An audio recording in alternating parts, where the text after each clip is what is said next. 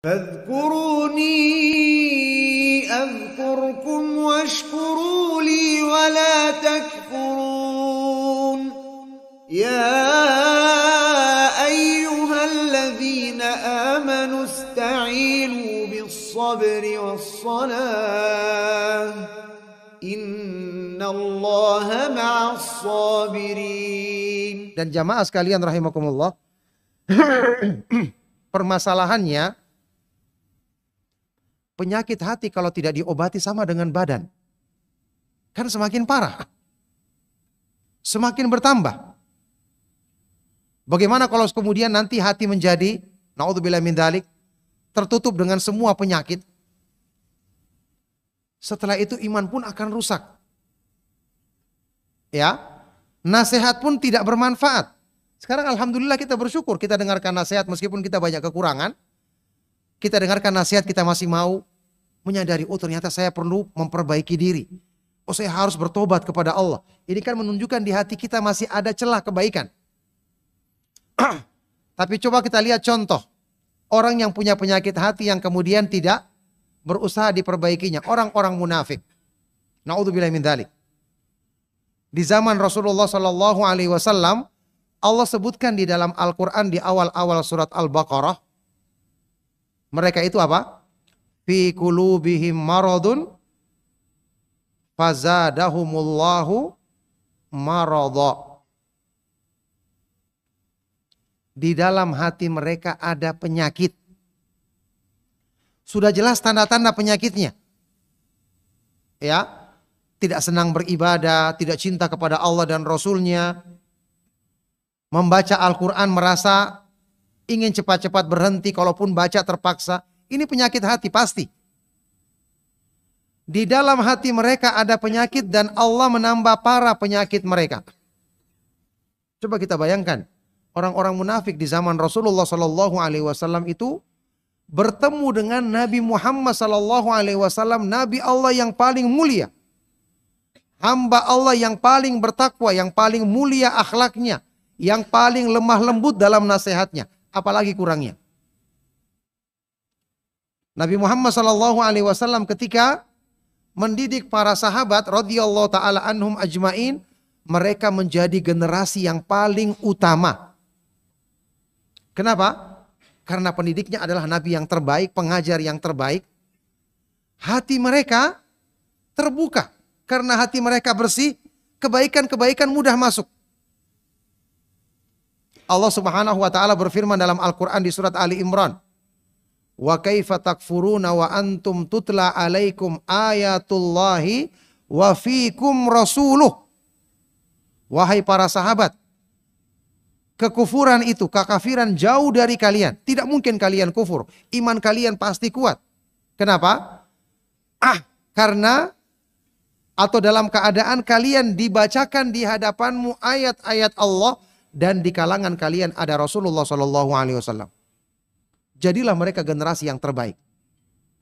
Jadilah mereka mudah untuk mendapatkan pengajaran. Jadilah mereka sholatnya khusyuk.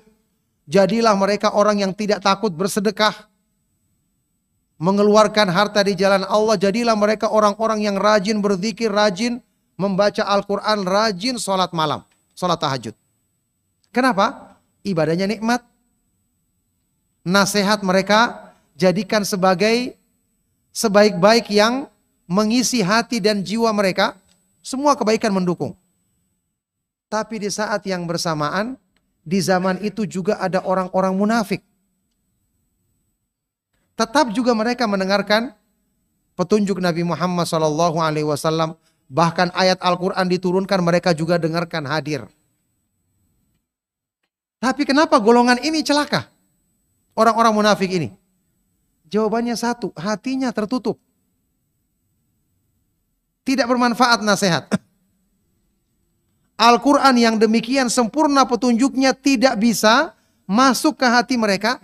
Bagaimanapun hati sudah tertutup dengan penyakit, tidak ada celah lagi.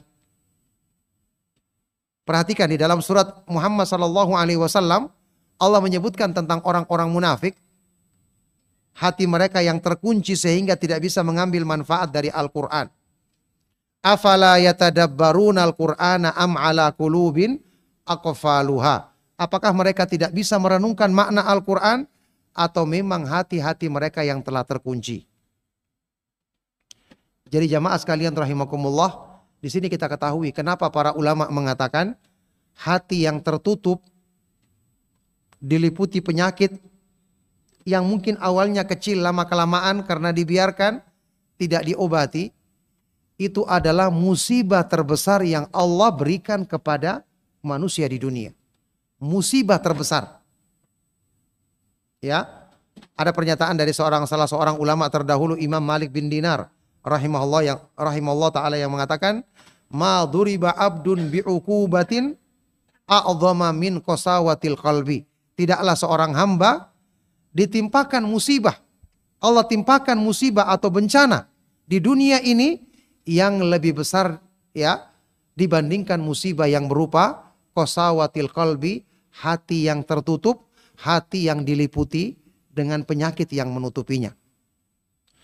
Maka jamaah sekalian rahimakumullah, setelah berdoa meminta taufik kepada Allah Subhanahu wa taala,